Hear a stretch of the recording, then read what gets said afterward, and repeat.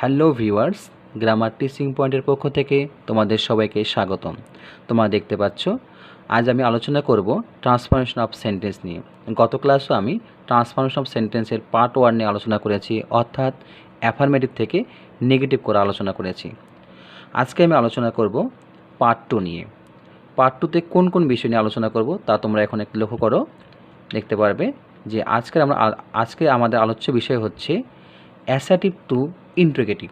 কীভাবে আমরা বিবৃতিমূলক সেন্টেন্সকে প্রশ্নবোধক সেন্টেন্সে রূপান্তর করব, তাই না? তো কথা না বাড়িয়ে ক্লাস শুরু করি। তোমরা লক্ষ্য করো, এখানে আমরা স্টেপ বাই স্টেপ অর্থাৎ রুলস বাই রুলস আলোচনা করব। এখানে রুল 1, অ্যাসার্টিভ সেন্টেন্সটি অ্যাফার্মেটিভ হলে ইন্ট্রোগেটিভ করার নিয়ম।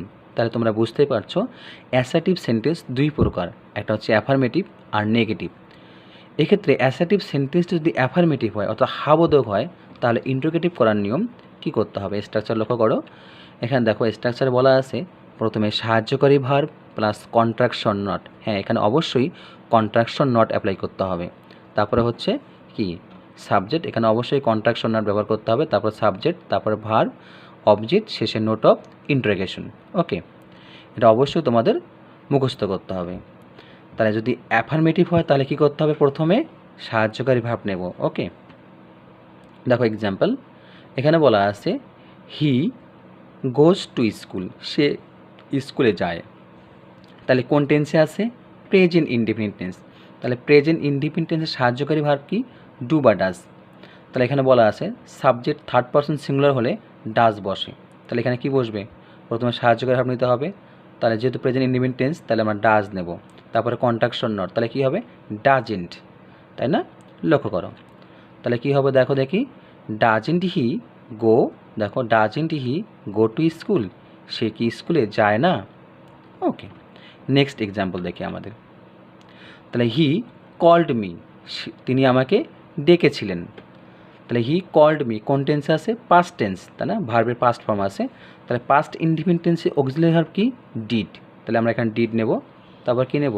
কন্ট্রাকশন নট, ডিডেন্ট, তারপরে সাবজেক্ট। এইভাবে আমরা করব। দেখো তাহলে প্রথমে আমরা কি নিলাম? ডিডেন্ট। তাহলে ডিডেন্ট হি কল মি, তিনি কি আমাকে ডাকেননি? তাহলে এইভাবে আমরা ইন্টারোগেটিভ করছি। লাস্ট এক্সাম্পল, যেমন এখানে লক্ষ্য করো, তাহলে দে আর, এখানে বলা আছে they are playing football in the field, তারা মাঠে ফুটবল খেলতেছে অথবা তারা মাঠে ফুটবল খেলছে। কোন টেন্সে আছে বলো দেখি? এটা আছে প্রেজেন্ট কন্টিনিউয়াস টেন্স। তাহলে প্রেজেন্ট কন্টিনিউয়াস টেন্সের অক্সিলারি ভার্ব কী দেওয়া আছে? দেখো এখানে আর দেওয়া আছে। তাহলে শুধু আরটা সামনে যাবে। তাহলে প্রথমে সাহায্যকারী ভার্ব, তাহলে আর নিলাম। তারপরে কন্ট্রাকশন নট নেব, তাহলে আরেন্ট হবে, তাই না? ওকে, দেখো তাহলে আরেন্ট দে, তাহলে কী হলো? Aren't they playing football in the field, তারা কি মাঠে ফুটবল খেলছে না? ওকে, এবার আমরা রুল 2 নিয়ে আলোচনা করব। তাহলে রুল 2তে কী বলা আছে দেখো, অ্যাসার্টিভ সেন্টেন্সটি নেগেটিভ হলে, তাহলে অ্যাসার্টিভ সেন্টেন্সটি যদি নেগেটিভ হয়, নাবোধক হয়, ইন্টারোগেটিভ করার নিয়ম। স্ট্রাকচার লক্ষ্য করো, প্রথমে আমরা দেবো কি? সাহায্যকারী ভার্ব। কী ভার্ব দেবো? হেল্পিং ভার্ব বা সাহায্যকারী ভার্ব। তারপরে সাবজেক্ট, ভার্ব, অবজেক্ট, শেষে note of interrogation. Okay, example দেখো, এখানে এক্সাম্পল বলা আছে she is not going to school, সে স্কুলে যাচ্ছে না। তাহলে কোন টেন্সে আছে? প্রেজেন্ট কন্টিনিউয়াস টেন্সে। তাহলে ইজ আছে, নট আছে, তাহলে আমরা এখানে কী নেব? ইজ, আর নট নেব না। তাহলে প্রথমে সাহায্যকারী ভার্ব নাও, ইজ নিতে হবে। তারপরে সাবজেক্ট শি নিতে হবে। তারপরে verb going going, object to to, school school, শেষে নোট অফ ইন্টারোগেশন। ওকে, দেখো এই দেখো, তাহলে is he she going to school, তাহলে কী লিখলাম আমরা? তাহলে is she going to school, এখানে নট হলো না। ওকে, দ্বিতীয় এক্সাম্পল দেখো, এখানে বলা আছে he did not read yesterday, তাহলে সে গতকাল পড়েনি। তাহলে এখানে ডিড নট আছে পাস্ট ইনডিফিনিট টেন্সে, তাহলে ডিডটা আমরা সামনে নেব, নট আর অ্যাপ্লাই করব না। তাহলে কী হবে? ডিড হি রিড ইয়েস্টারডে, সে কি গতকাল পড়েছিল? হট চিহ্ন, প্রশ্নবোধক চিহ্ন, তাই না?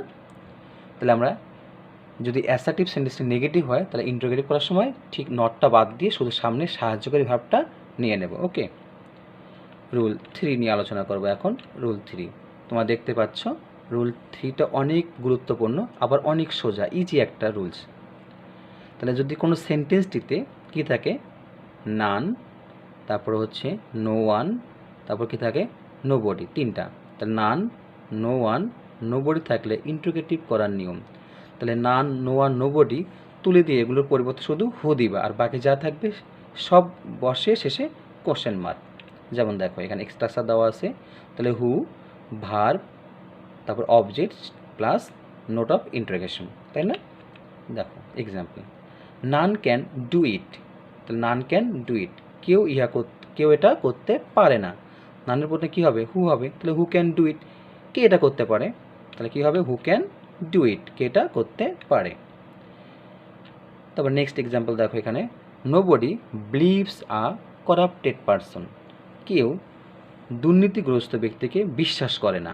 তার নোবডি পরিবর্তে কী হবে? শুধু হু, বাকি যা আছে তাই বসবে শেষে নোট অফ ইন্টারোগেশন। যেমন লক্ষ্য করো, তাহলে who believes a corrupted person, বুঝতে পারছো? নোবডি পরিবর্তে কী হয়েছে? হু। ওকে, এবার আমরা রুল 4 নিয়ে আলোচনা করব। দেখো রুল 4-এ কী দেওয়া আছে? সেন্টেন্সটিতে অল, মনে রাখবে, মুখস্থ করবে। তাহলে অল, এভরি ওয়ান, এভরিবডি থাকলে ইন্ট্রোগেটিভ করার নিয়ম। অল, এভরি ওয়ান, এভরিবডি থাকলে ইন্ট্রোগেটিভ করার নিয়ম। এখানে দেখো স্ট্রাকচারটা দেওয়া আছে, তাহলে প্রথমে কি হবে? হু হবে, তাহলে এগুলোর পরিবর্তে কি হবে? অল, এভরি ওয়ান, এভরিবডি, এগুলোর পরিবর্তেও কি হবে? হু হবে, তাই না? তারপরে আমরা টেন্স অনুসারে এখানে সাহায্যকারী ভার্ব নেব। প্রেজেন্ট টেন্স হলে ডাজ, পাস্ট টেন্স হলে ডিড। তারপরে নট, আমরা এখানে যদি ইচ্ছা করি কন্ট্রাকশন নট ব্যবহার করব তাও হবে। তারপর হচ্ছে দেওয়া আছে ভার্ব, অবজেক্ট, শেষে নোট অফ ইন্টারোগেশন। ওকে, এখানে এক্সাম্পলে বলা হয়েছে এভরিবডি হেটস আ লায়ার, প্রত্যেকেই মিথ্যাবাদীকে কী করে? ঘৃণা করে। তাহলে এভরিবডি পরিবর্তে কী হবে? হু হবে। তারপরে যেহেতু প্রেজেন্ট টেন্স আছে তাহলে আমরা কী নেব? ডাজ নেব, তারপরে নট, তাই না?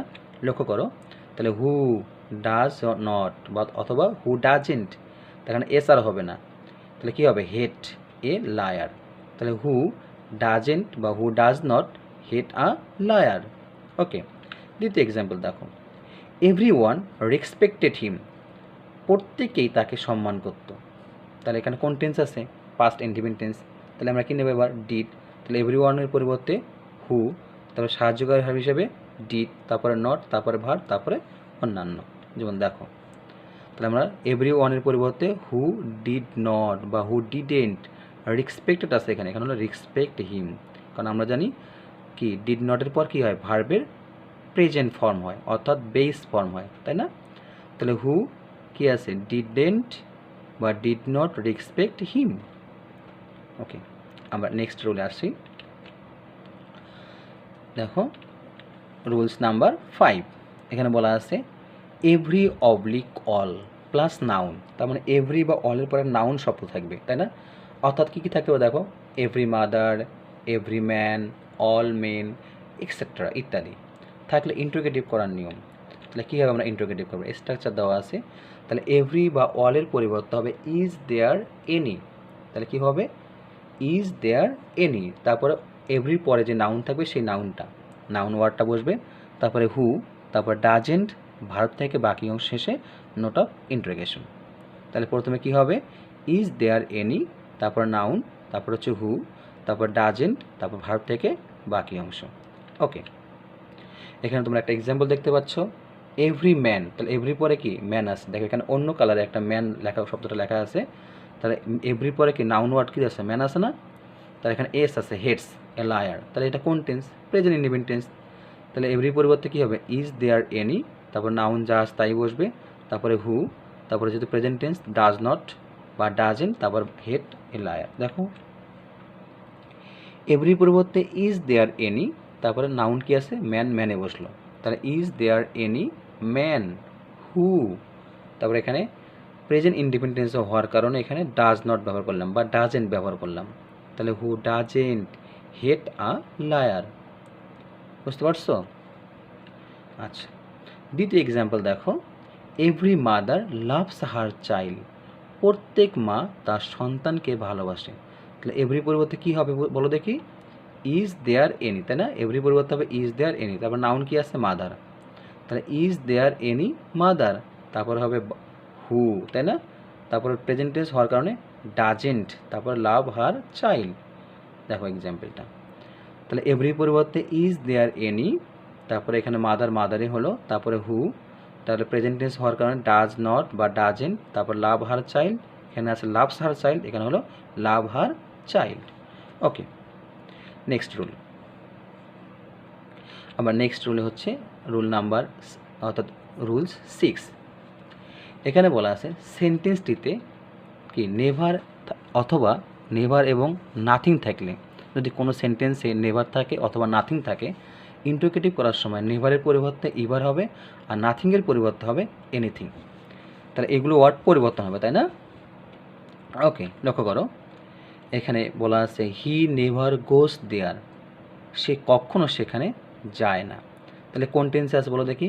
Present indefinite tense. তাহলে সেই অনুসারে সাহায্যকারী ভাব নিতে হবে। প্রেজেন্ট টেন্স হওয়ার কারণে এখানে সাহায্যকারী ভাব ডু বা ডাজ। এখন দেখো সাবজেক্টে হি আছে, হির সঙ্গে কী বসে? ডাজ। তাহলে আমরা ডাজ নিলাম, ডাজ, তারপর সাবজেক্ট নেব হি, তার নেভারের পরিবর্তে এভার। দেখো এখন তাহলে ডাজ হি এভার, নেভারের পরিবর্তে কী হলো? এভার। তারপরে গোস আছে, এখানে হলো গো। দেয়ার, দেয়ারে হলো। এখানে ইয়েস হলো না কেন? কারণ প্রেজেন্ট টেন্স হওয়ার কারণে এখানে ডাজ ব্যবহার করলাম, ওই জন্য এখানে এস বাই ইয়েস হবে না। ইন্টারোগেটিভ সেন্টেন্সে ভার্বের সঙ্গে এস বাই ইয়েস হয় না। আরেকটা আমরা এক্সাম্পল দেখতে পারি, I have nothing to say, আমার বলার কিচ্ছু নেই।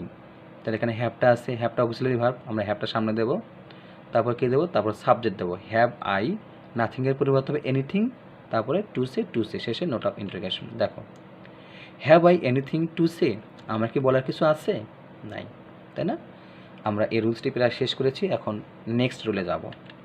রুল 7, এটা খুব ইম্পর্টেন্ট রুল, তাই না? এটা অনেক ইম্পর্টেন্ট, একটু কঠিন অবশ্য, মাথায় রাখতে হবে।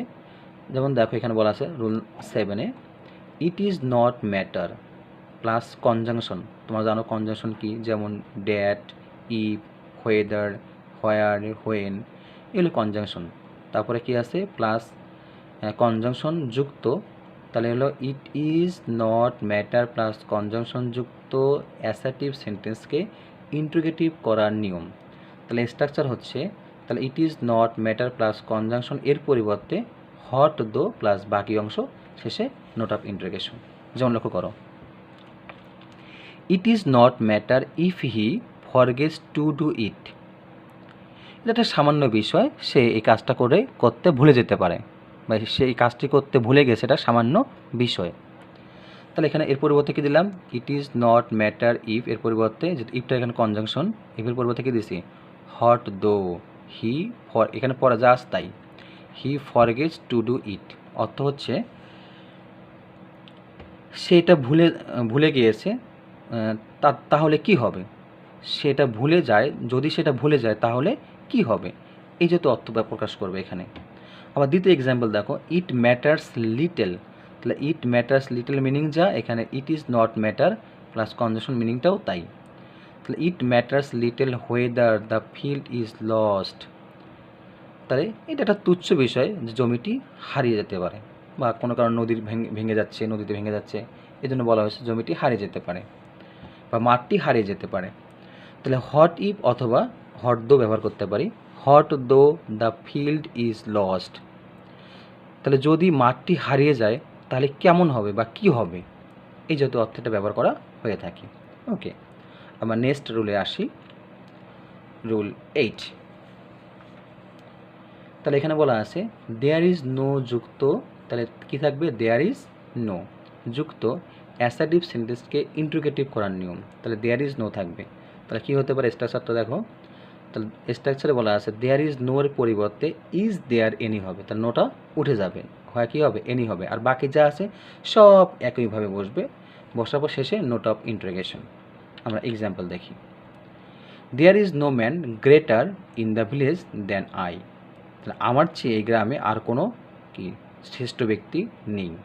তাহলে দেয়ার ইজ নো ম্যান, তাহলে এখানে কী হবে? ইজটা সামনে যাবে, ইজ দেয়ার, নোর পরিবর্তে এনি, আর বাকি যা আছে সব ঠিক থাকবে। যেমন লক্ষ্য করো, তাহলে আমরা কী দিলাম? Is there any man. তাহলে দেখো ইজটা সামনে গিয়েছে, দেয়ারটা সাবজেক্ট হিসেবে বসছে, তারপরে নোর পরিবর্তে এনি, বাকি যা আছে সব অপরিবর্তিত আছে। ওকে, শেষেটা কী যোগ হয়েছে? Note of interrogation. ওকে, আমরা ক্লাস প্রায় একেবারে শেষের দিকে চলে এসেছি। তো তোমরা দেখতেই পাচ্ছ ক্লাসটা শেষ। তোমাদের সবাইকে আমি আবারও স্বাগত জানাচ্ছি পরবর্তী ক্লাস দেখার জন্য। আমাদের পরবর্তী টপিক হচ্ছে আমরা অ্যাসার্টিভ থেকে পার্ট 3 নিয়ে আলোচনা করব, অ্যাসার্টিভ টু ইম্পারেটিভ, কীভাবে অ্যাসার্টিভ সেন্টেন্সটাকে ইম্পারেটিভ করা যায়। সেই জন্য সবাইকে আল্লাহ হাফেজ, বেস্ট অফ লাক।